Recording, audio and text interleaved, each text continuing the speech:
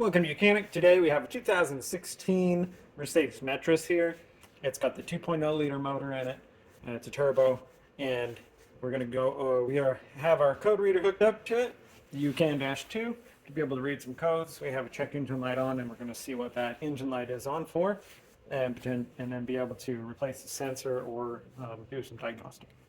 So we're going to go into diagnostic. And we've got Mercedes, but we also have, because this is the van, it's the Metris of the van, we want to pick Mercedes Sprinter, and then we can do smart VIN. It's communicating with the vehicle. You can have the key on in the run position, but the engine not started. Make sure that our VIN matched. There we go. Now, quick scan, you can scan everything in the vehicle, or we'll just hit control module, because that way we can select drive. Motor electronics, because that's where we're having our check engine light on for now, and then we're going to read the codes.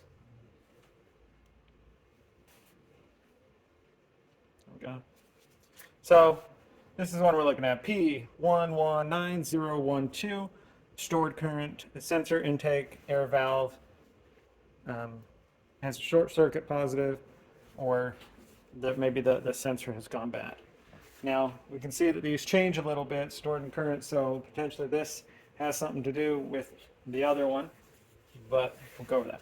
So this sensor that we're talking about, this is it's an air intake sensor. It measures the pressure of the intake or the temperature of the intake, and we have a problem with it, right? So you just need to pull back the little white tab here and then squeeze it, and you can be able to unconnect it. And then if you turn this just 90 degrees, it's got a little bit of an indent to hold it in place, but we turn it 90 degrees, and then we'll be able to remove this sensor for replacement. You can just get a new one of these sensors, and then be able to put it back in. And the same thing, put it straight down. You'll see the two little tabs if you look down in there where you can line these up.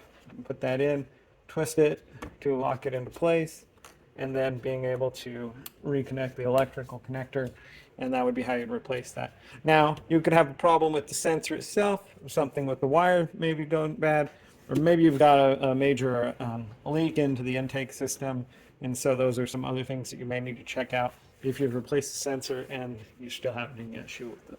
Once the sensor's replaced, then we can come back to our scanner and then be able to erase the codes. Yes.